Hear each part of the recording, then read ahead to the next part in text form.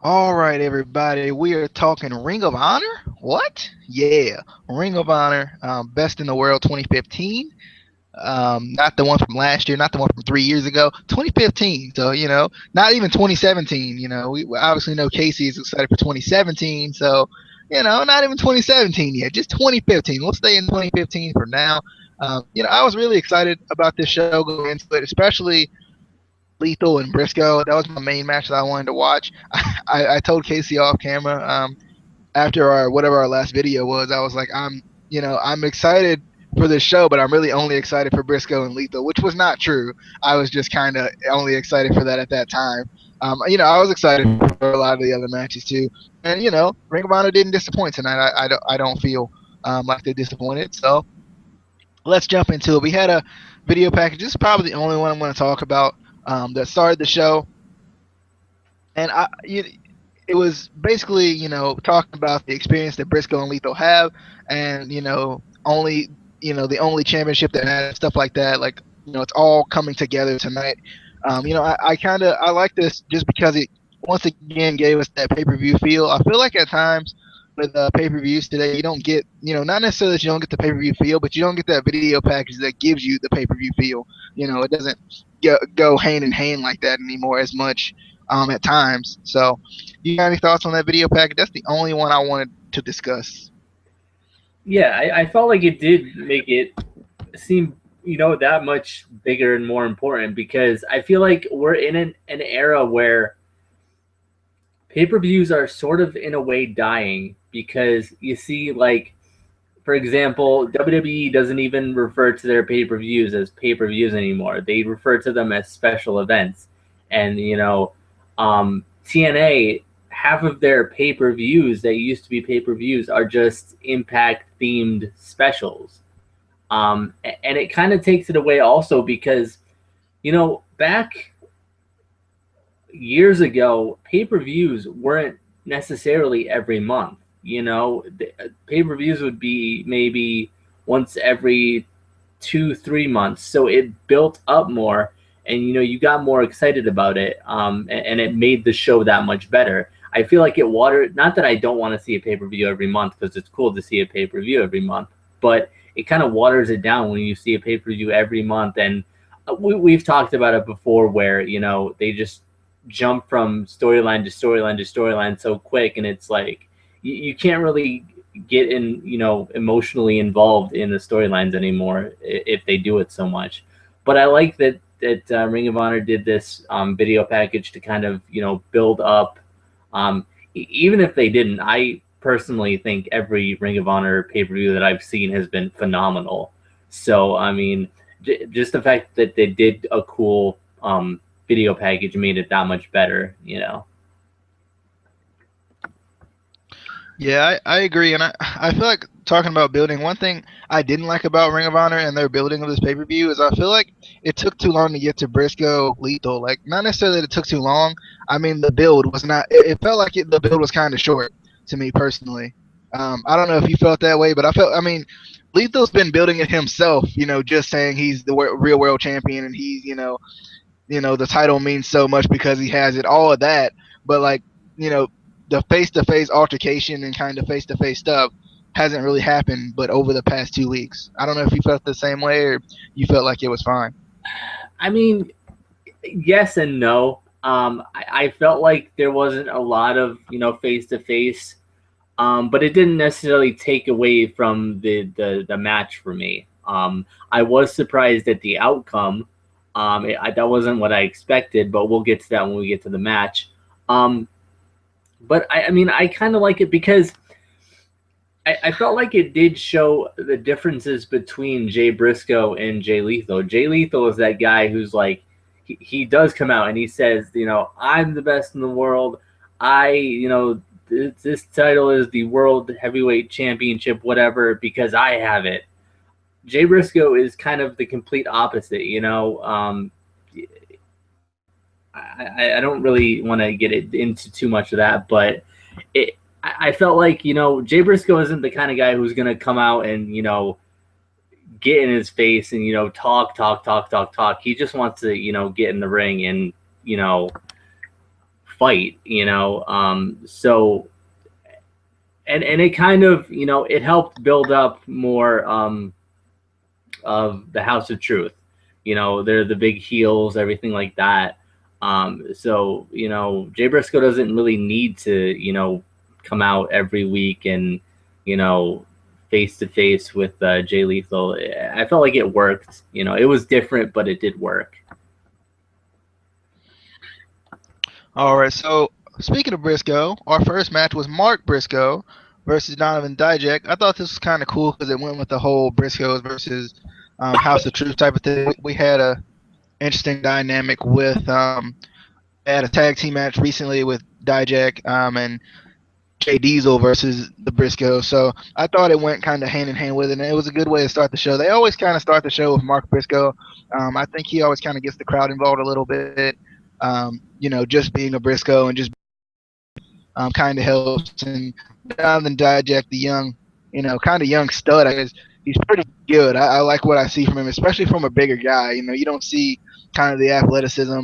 I mean, I feel like you see it a lot in Ring of Honor, but you don't really see it elsewhere. You know, you don't see a lot of wrestling companies letting their bigger guys kind of do what all they can do. They kind of stick to the prototypical big guy type of a thing.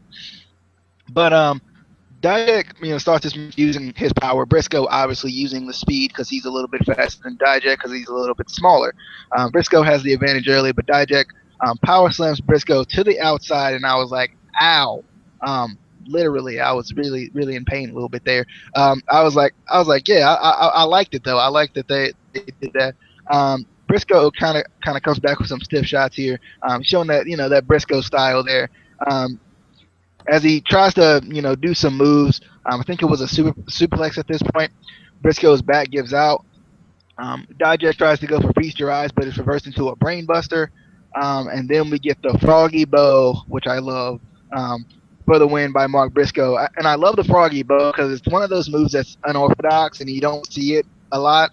And I like, and you know, it's Mark Briscoe so well. He's unorthodox. He's not the guy, you know, he's not the prototypical wrestler, I guess you could say. I thought this match was really good, though. I really liked this. Every time Donovan Dijak steps into a ring, it's really good. I was actually surprised by this outcome, just because I was like, you know, Donovan Dijak is the younger guy, and he's been kind of going over everybody pretty much. So I was like, you know, I was like, obviously, you know, Dijak's gonna win this match. I just know what's gonna happen. And then Briscoe Froggy Bows, and I'm like, what? You know, I was a little surprised, but you know, I definitely was a fan of this match, though. Any thoughts on Donovan Dijak versus Mark Briscoe? I love how in this match you and I are basically polar opposites because I loved Mark Briscoe in this match. I thought this was an awesome match. I thought it was a great opener. And I feel like in a way, you know, with that, Mark Briscoe is kind of like Dolph Ziggler. You know, they always, you know, he's always a good choice to open up a show because you always know you're going to have an awesome match with him. And I just love his kind of unorthodox style. You know, he kind of, in that respect, you know, he I don't want to say he reminds me of, but he, you know, I like him because of that, kind of the same way I like Dean Ambrose. You know, just that kind of unorthodox. You never quite know what they're going to do.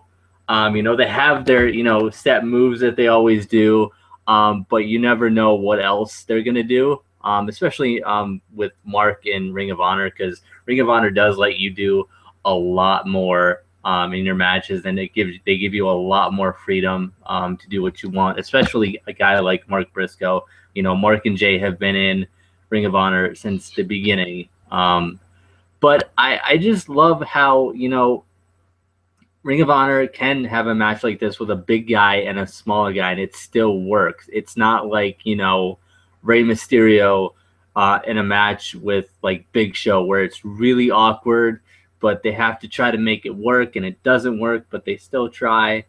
But I love this match. You know, I hope, you know, I was happy that Mark won, but that kind of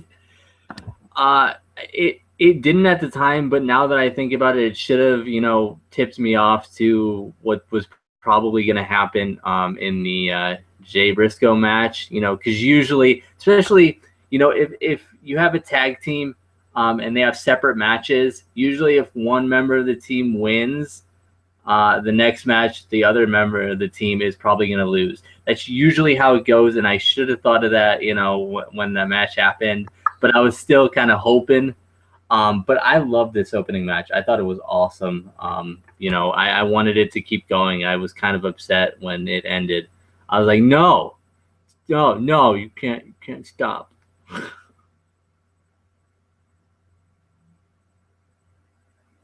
All right. So next we got Adam Page and Jey Witmer of the Decade going up against ACH and Matt Sydal. This is a match that I actually missed, unfortunately, and I was actually really excited for this match. Is what sucks. I missed it because I had this weird loading issue and internet being weird, like always, typical. But I'm gonna let Casey take this match because I'm sure he was excited. His boy, ACH. Originally I was gonna give him this match anyway because ACH was in it. So, Casey, you can go ahead and take this one. I will feed off of your dazzling. First of all, my boys, Matt Sydal's my boy too. Even though WWE fired him for using completely legal substances, but whatever. We're not going to get into that. He's better in Ring of Honor, anyway, as Matt Sydal. I miss Evan Bourne. I do. But, we're going to, anyway, I didn't know this match was going to happen. There was a lot of matches that I didn't realize because I wasn't really kind of paying that much attention to the other, storylines, I guess. And there was such, focus on Jay Lethal versus Jey Briscoe. I don't know. But I loved this match. I loved, just seeing ACH and Matt Sydal in matches together. It's awesome because, they work so well together. And they're kind of, I don't want to say like super face, but they kind of are. But it works. It's not like a John Cena super face where you're like, stop. I just like the kind of dynamic in this match, especially with the Decade. I'm starting to really like the Decade as kind of a heel faction, especially with Steve Corino's son now, Colby, kind of as the new young boy. I like that. And I felt like they work it well, so where it doesn't completely take away from the matches. They still talk about it during the matches, but it didn't take away from the match. But there wasn't anything specifically that kind of jumped out at me about this match, about, specific points. I just felt like it was, in general, a really good, tag team match. It wasn't anything where I don't feel like it's going to really, do anything for any specific storylines in the future. I don't feel like it set up anything specifically, but it was just a really good, tag team match, which I feel like you need, especially these days, even in a pay-per-view, just a really good, not just necessarily a tag team match, but just a generally good match in general. And it doesn't necessarily have to, advance a storyline or, end a storyline or anything like that. It can just be a really good match, which I thought this was. I don't really know what else to say about it, but it was just a really good match. If you do, this goes to DJ and anyone else who may not have seen the match. If you do, definitely go check out this match. It was just a really fun match to watch, as we're all of the, you know what? You go on and you watch the whole show if you haven't, because it just wasn't this match. All the matches were awesome, but I don't know what if you have any thoughts, because you didn't get to, because your internet sucks.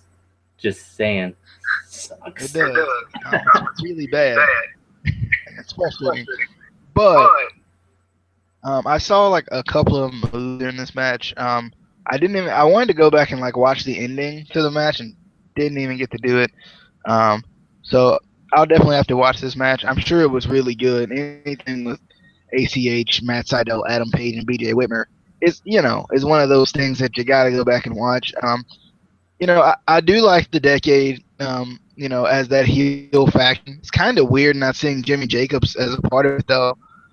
With him being, a creative writer in WWE now, if you didn't know, it's kind of weird not seeing him, and he hasn't been there for a while. But I'm just catching up on Ring of Honor and watching this last pay-per-view, and it's just really weird not seeing him in the Decade. You're just used to seeing that group. You always, you give a face, you put a face to a group, and I think Jimmy Jacobs was that face, and it's just kind of weird. But I think they have kind of built their steam up with kind of having Kobe Carino out there.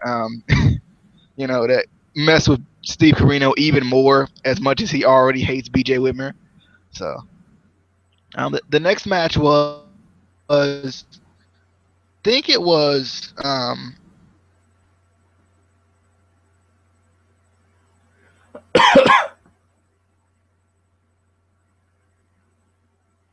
or do I have those mixed up?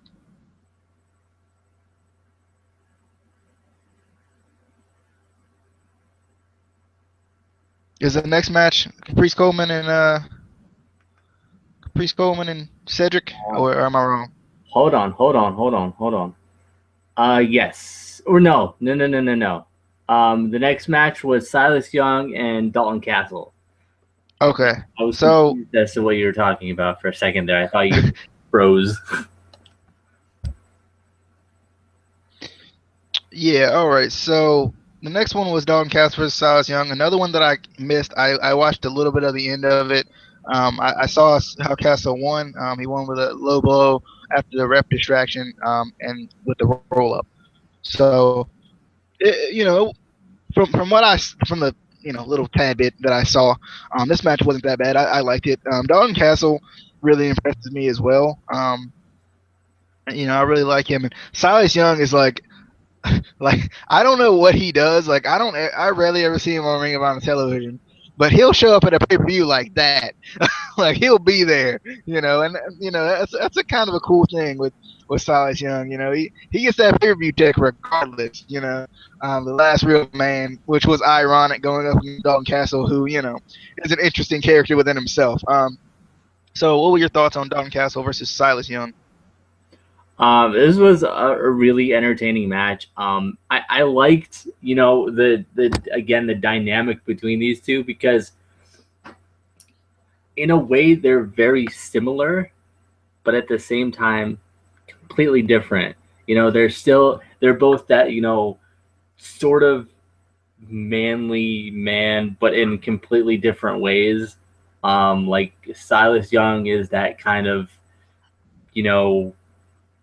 old school kind of real man, tough, burly, whatever. And Dalton Castle is kind of the new age, like, I don't even know how to really describe Dalton Castle. But the match was fun. I felt like they worked well together.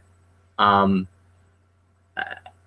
wasn't, the best match, I didn't think, but I like how, the ending with the low blow, it kind of, it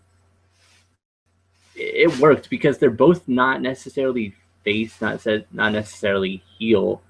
But maybe this will, build a feud between the two. Because if you did see at the end, he did, Silas Young did attack one of Dalton Castle's boys there. I would hate to be one of those boys. I don't know how much they get paid, but that is just, no, but it was a really good match. I liked it, All right, so next we had Caprice Coleman versus Cedric Alexander versus War Machine. I meant to say Caprice Coleman and Cedric Alexander. I don't know if I said versus or not. Anyway, they went up against War Machine. Casey, you got any thoughts on that? You mean CNC Wrestle Factory versus War Machine? Yeah, I, Yeah. I couldn't remember it, man. I tried my best. I was, it was good to see CNC Wrestling Factory back together. They've been a team for a while, but they haven't been together for a while. I don't know exactly what happened. I haven't been, it's been a while since I've been, really into watching regularly Ring of Honor, and I can now easily because it's on Destination America right before TNA, which is awesome and sucks at the same time because they're all on Wednesday. So I have to watch Ring of Honor, TNA, and NXT all on the same night because why would they make it easy for me? But no, it was a really good match. I like how I think it was Cedric went right after War Machine. Not backing down at all. I really like War Machine though. I love Cedric Alexander and Caprice Coleman, but for some reason I really like War Machine. Just the big guys that can still, fly around. They still get up on the top rope. They still, I've seen them do, suicide dives and stuff. And so it's kind of cool to see a team like that.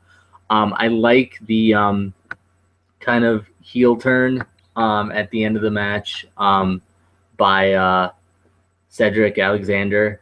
Because for a while he's been kind of, like almost out of the loop, I guess, trying to get, wins and, losing and just not being in a good track record, which is why, they've reformed CNC Wrestle Factory to kind of, help him out. But he does attack Caprice Coleman after the match, so that's kind of hopefully going to, start a feud there, which I think will be a really good feud. I could see those guys having good matches together, Cedric Alexander and Caprice Coleman. But it was a really fun match. I kind of not really sure what they're doing with War Machine right now because they've kind of been tossed around a lot of different places, but and I think they can do that in Ring of Honor. You don't necessarily have to be stuck in a storyline for 6 months. You can kind of, have a match with this person one week and then a completely different person another week, which is part of why I really like Ring of Honor. I feel like with other companies, you kind of know who's going to be facing each other every week, and it gets kind of dull. So Ring of Honor is more fun that way. But it was a good match. I'm just excited to see what's going on with Cedric and Caprice, and then what's going on with War Machine, because I like all of them. So, any thoughts on what I said, or because didn't you miss this match? I don't know. Yeah, I missed it, but I do know about Cedric Turn. It happened. Actually, what happened was he faced Moose on a Ring of Honor taping not too long ago, and he turned there. I mean, he had turned there, and then I think that's what led to the culmination of the turn tonight.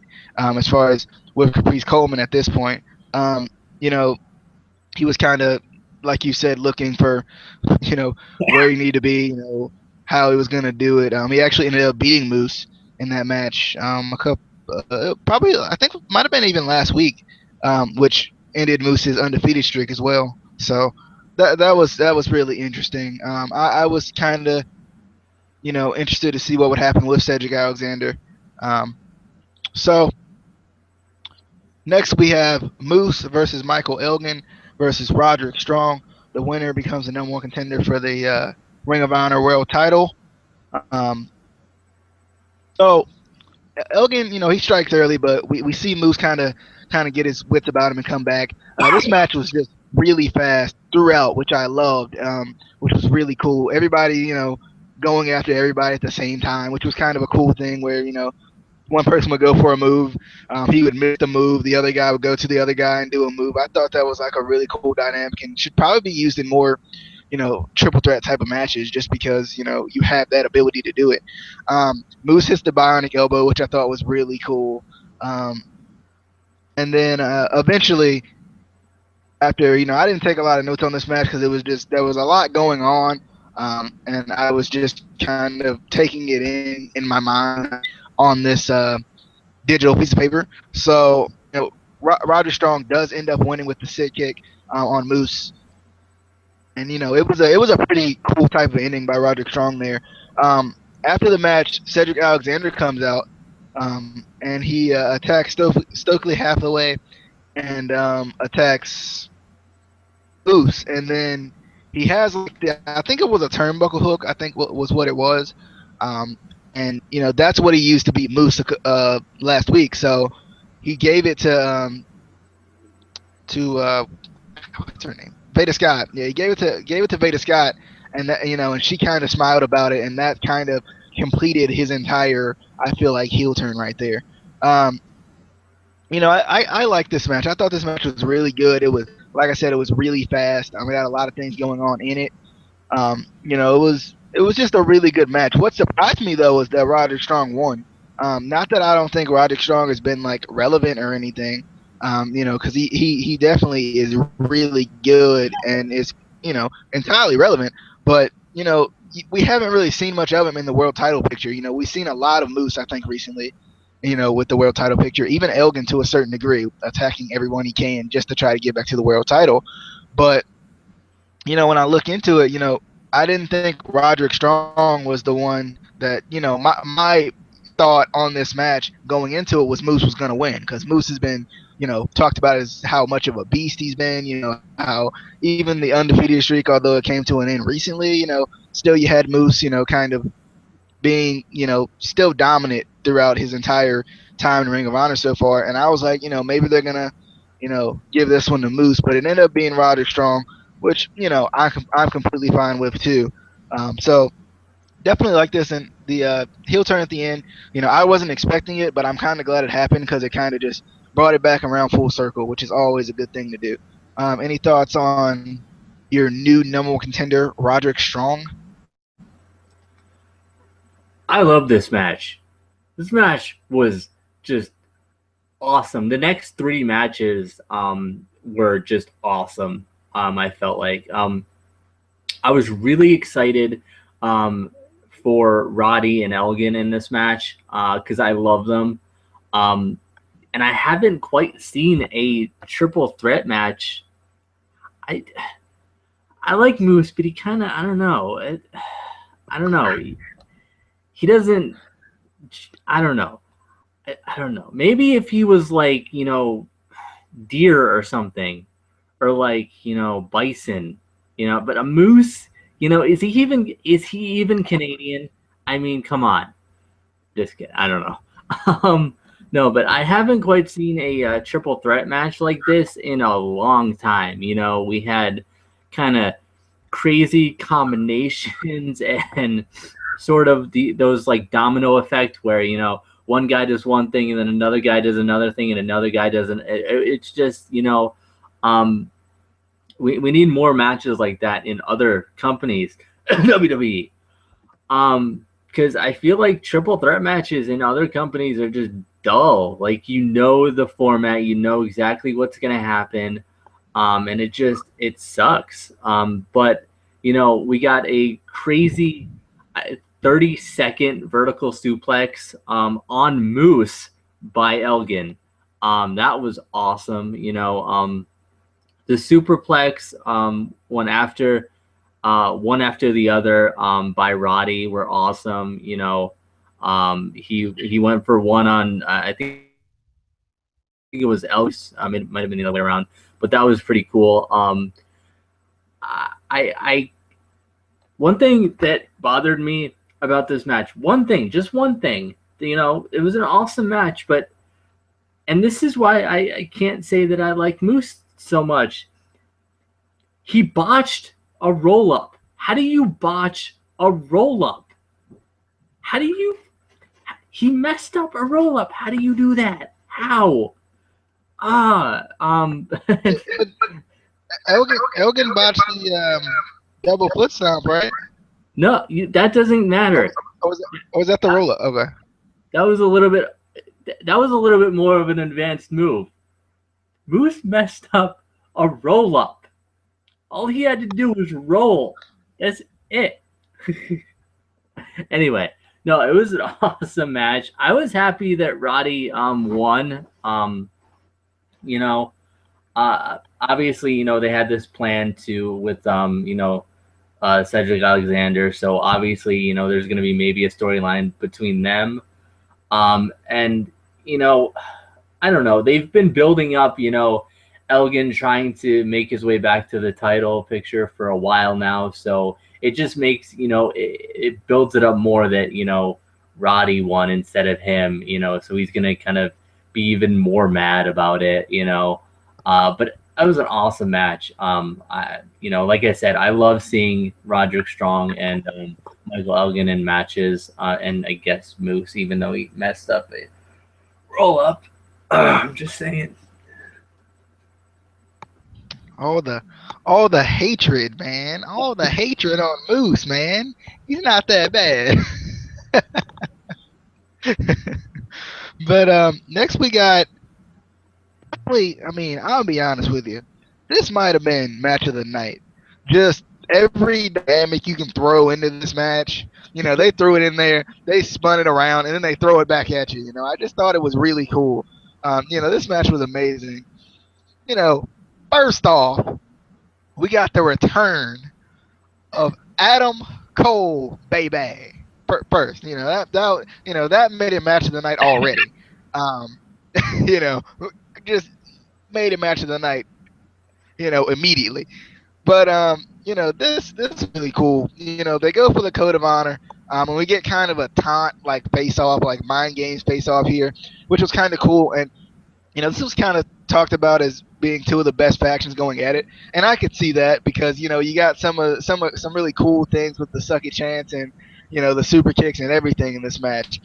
The Kingdom kind of gets embarrassed early on, but Cole changes that with a super kick, which is also called a Cole. The goal soccer Cole. If you don't get it, it's fine. You don't watch soccer. You don't get it. It's okay, but hopefully you got it. Maria's distraction, gets the Kingdom back in control. The Kingdom kind of outsmarts the Bullet Club on their suicide dive attempt, or we're going for suicide dive like moonsaults type things, and they stop them with super kicks, which was kind of cool. This match was just fast and furious, yes, like the movie. It was terrific. Just a lot of just cool things happening in this match. But you got to see both teams just show their tag teaming ability, their ability to work together, ability to just show their creativity with the moves that they have, which is a thing that Ring of Honor has over a lot of other companies. Creativity, and allowing the superstars to kind of do moves that you never really have seen before. And if you have seen them, you like them even more every time you see them. But Maria tries to get on the apron a little bit in this match. She tries to get on the apron, and I'm like, Maria, you're fine and all. You can stay on the apron for as long as you like. It's completely fine with me. But until AJ Styles pulls you in and you get hit with a super kick Pele type of a gig there, you may, stay off the apron next time. Because, she took that like a champ. Shout out to Maria. Love her so much. But, Ring of Honor, like I said, they continue to just impress with their transitions, reversals, just unique reversals, like instead of reversing it and stop setting to do another move, Ring of Honor does a good job of reversing one move right into another move, which is always like a really cool thing and really, simple for not necessarily simple, but like other companies could do it. They just don't take advantage of it. Cole kind of get fired up with the super kicks, and then we get the Indie Taker on Cole into the Styles Clash, for the win. So the Bullet Club wins this match, and what was just a after the match, it looked like Bennett and Taven weren't really happy with Adam Cole, and I was like, the fan in me here was like, come on, the man carried this match. I mean, he carried the match. Let's be honest now. I mean, besides Maria, taking the super kick Pele. Besides Maria, he carried this match. Come on now. I was just like, he kind of carried this match, and he almost actually won the match at the end by himself while you were sitting over there trying to rub your little girl's head. Adam Cole was in there doing his thing. Anyway, Casey, you got any thoughts on this match? Make sure to unmute yourself before you talk. By the way, you've done it too. The fan in you needs to calm down just a little bit, just a little bit. Again, just like the triple threat match, this was the best 6-man I've seen in a long time. Again, other companies, WWE, 6-man tag team matches are so dull because it's the same thing every single time. But this was just awesome. The Pele super kick combo on Maria was sick. The replay did look like she kind of didn't sell it that as best as as good as she could have. It didn't look that good, but the first time seeing it was awesome. Just a really insane match. I loved it. I also wrote down, it's crazy the difference in company, because I hated the Young Bucks in TNA. I despised them, and I love them so much in Ring of Honor. I think just because, they're used better, and just the fact that they're in Bullet Club and, that, it's fun to scream super kick when the super kick party starts. But just an awesome match. The end, did bring up some questions. Is the decade gonna, break, or the kingdom? Is the kingdom gonna break up? Because it feels like Ring of Honor has a lot of factions right now. They have the decade, the kingdom, the Bullet Club, just so many. It's kind of, it feels like one of them, House of Truth. It feels like at least one of them has to break up at some point. So maybe with Adam Cole being gone so long, he's gonna come back and be like, you know what, I don't need you guys anymore. Blah blah blah. I'm not gonna deal with this. So that'll be interesting to see in the next coming weeks to see what happens with that. But I just was an awesome match. I want to see number 2 and number 3 and number 4. Agreed.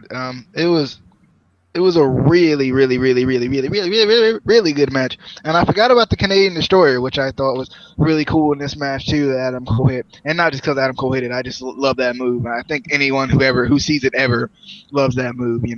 Shout out to Petey Williams on that one. But next we get Red Dragon versus the Addiction, and I'm gonna let you take a match that you might actually want to take. So I'm gonna give you this one instead of taking matches that I just didn't get to see. So I'm gonna give you the World Tag Team Championship match of the world here. Yeah. This again. I'm saying this about every match because every match was awesome. This was a really fun no DQ match to watch. I forgot that this was supposed to be a no DQ match, which made it even better. It's always a good match with Red Dragon anyway. I really like their teaming together. I also like how and it showed this a couple times in this match. I like how in Ring of Honor, stomping like a stomp or a kick doesn't necessarily break up a submission. Like in WWE, if somebody's in a submission and you go over and you stomp them, it automatically breaks up the submission. But we saw a couple of times in this match where, you know, one person had another guy in a submission and their partner would come over and try to kick to, you know, break the submission, and it didn't do it. You know, so it shows that, you know, that doesn't necessarily always work. Um, but I really like, you know, I was upset at the outcome because, you know, I wanted my boys Red Dragon to win. You know, I love the Addiction. I love Daniels. I love Cats. I love them. But I loved them like 10 years ago. No, just kidding.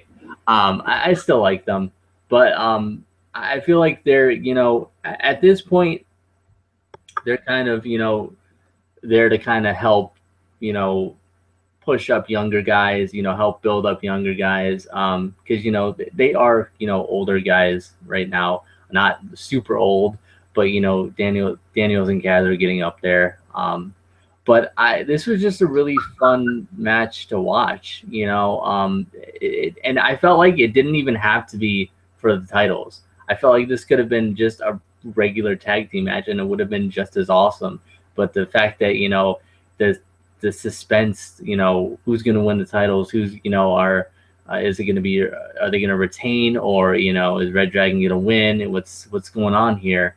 And maybe, you know, maybe it was a good thing that, you know, the Addiction did retain, because it makes it, you know, it, you know, pushes this storyline along, this feud along. So maybe we'll get another match, another, you know, no DQ match, or maybe a ladder match, or, you know, something cool.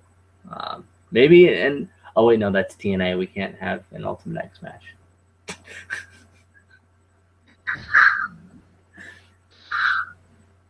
Alrighty. So my thoughts on this match. I thought it was really good. I don't know. I remembered that it was no DQ. But like as soon as the first weapon that was brought out was a ladder, I was like, okay, you know, I don't even need to watch this match anymore because I know it's going to be really good. You know, because usually the typical first weapon of choice is a chair. So, you know, you don't always see somebody just bring out a ladder as their first weapon of choice, which I thought was really cool. You know, I definitely thought this match was, really, really good. You know, Red Dragon is really good all the time.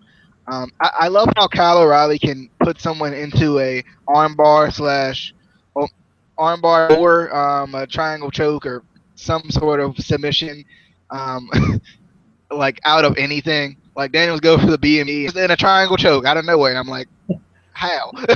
Like, can you teach me, please? You know, can you teach the rest of these people how to do this, please? You know, like I love it, man. That guy is ridiculous. You know, kind of. I just, you know, I really like when these two go at it. I kind of want to see, you know, somebody else get the tag team titles though, because as much as I love the Addiction, you know, like you said, they are there for that reason. I think Daniels is 40 or 41, which is ridiculous to see him still going at the rate he's going at that age. But, you know, he's definitely, you know, still got a lot of in him. And my thing is, the only thing is I'm thinking maybe this is their last Ring of Honor like tag team title run, because you don't get the titles more than, you know, a whole lot in Ring of Honor. So this may be their last, you know, tag title run, and that may be just to lift some other people up too. But definitely a great match. You know, really just really exciting. I want to see what they're gonna do with Saban though, because he's obviously there, and they're kind of a faction too. With Saban, yes. So if Kyle O'Reilly can kind of do that triangle armbar out of nowhere, and, you know, Randy Orton can do the RKO out of nowhere, which one would win? Would you know? Would Randy go for the RKO out of nowhere, and then Kyle would get the armbar? I want to know how that would work now.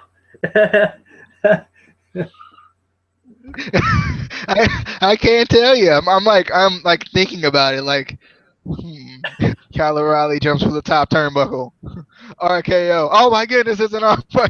Like kind of trying to think about it to see like how that will play out. But yeah, I don't know. I'm also interested to see what they're gonna do with Chris Sabin, just because he's obviously in the mix here. So what they're gonna do because they're kind of a faction now too. If you think about it. I don't know if they're still a faction known as the Knights of the Rising Dawn, or if they're just, the Addiction plus Sabin or something. I don't know.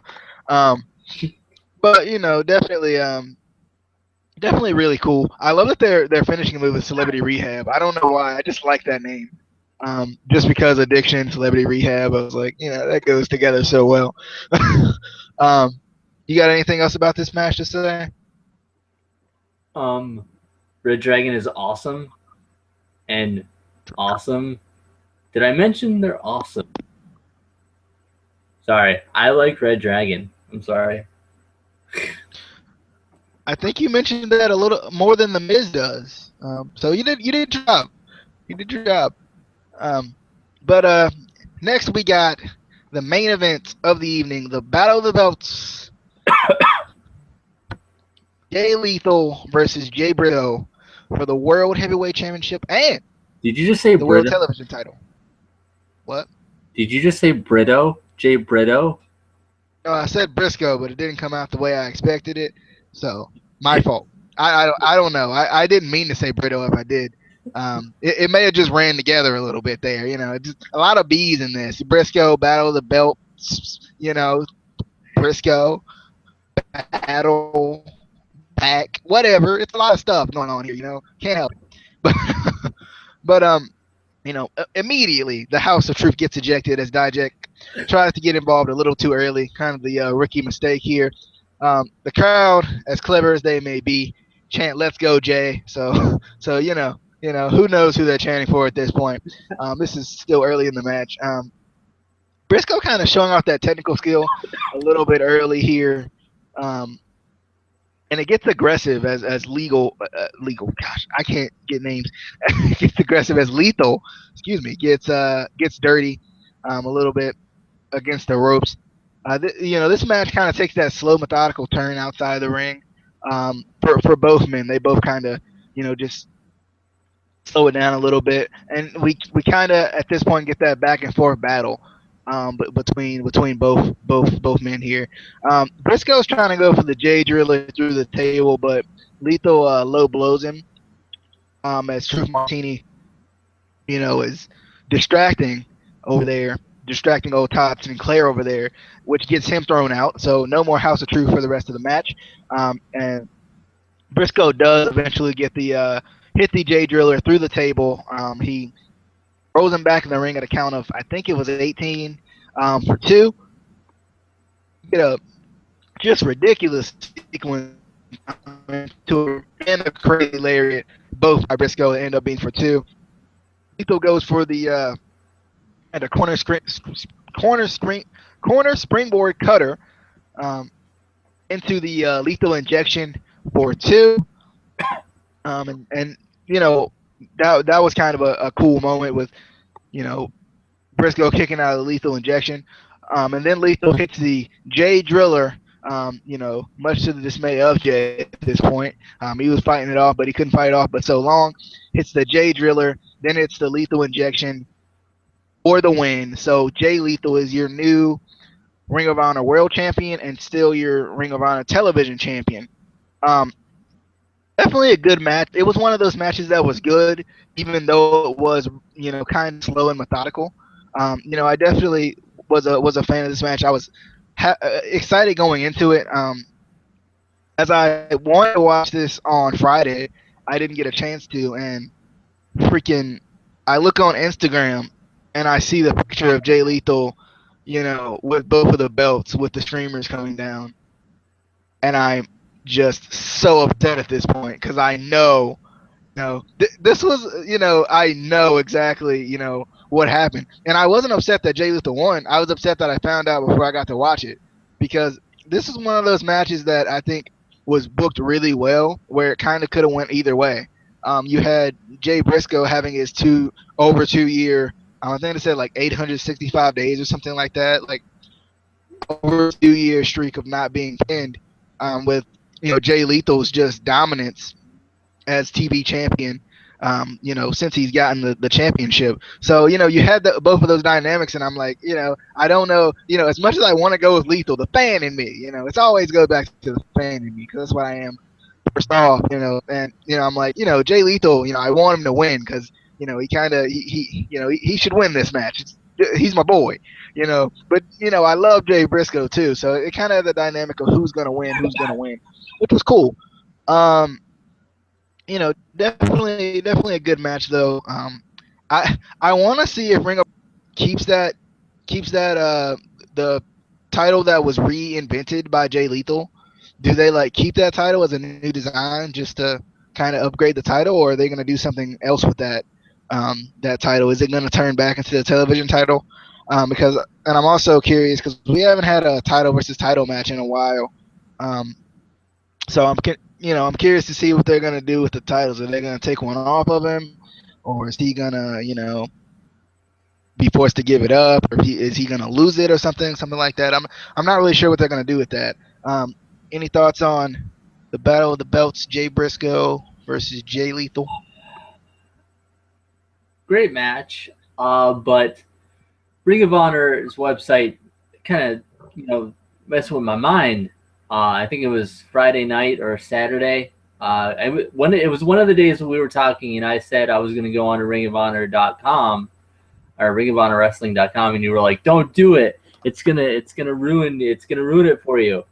And I went on there, and the first thing I saw was a picture of Jay Briscoe still with the title. So I assumed at that point that he retained. So I was like, okay, that's cool, because I didn't think the television title was on the line. I thought it was just the world title. So not seeing him with the television title or anything, I was like, okay, well maybe he did retain. Then I didn't watch it until I think it was it Sunday night? I watched it, but I went on to YouTube and I was like, you know what, I'm gonna just for the heck of it, I'm gonna watch somebody else's review, and that ruined it for me. And I was like, he didn't win. I was so upset. I was also upset because if you watched the, I think it was the contract signing, Jay Briscoe says, I'm gonna beat you so bad you're gonna have to go back to me in the Black Machismo. I was really excited because I want the Black Machismo back. I miss it, I love the Black Machismo. I wanted it back. So I'm not even that upset. I'm not even that upset that Jay Briscoe lost the title. I just wanted that Black Machismo back. No, but it was a good match. I was excited. I got excited when because I still watched it, hoping that the review that I watched was incorrect somehow. So I still watched the match, and when the House of Truth got ejected, I was like, okay, maybe Briscoe's gonna win. Maybe something's gonna happen. ODB's gonna come out, or Mark's gonna come out, or Daddy Briscoe's gonna come out, because both families were there. That was cool. I was waiting for them to fight. I was like, yeah, mama fight, yeah. But that didn't happen. I was kind of upset. But I'm just excited. I'm kind of excited to see how what they do with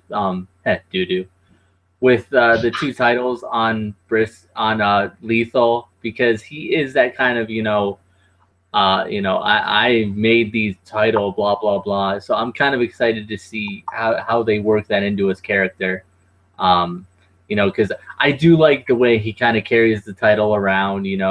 Kind of reminds you of an old school kind of 70s 80s type champion, where he doesn't necessarily wear it, but he carries it around, makes it feel more important than maybe it is, even though it is really important.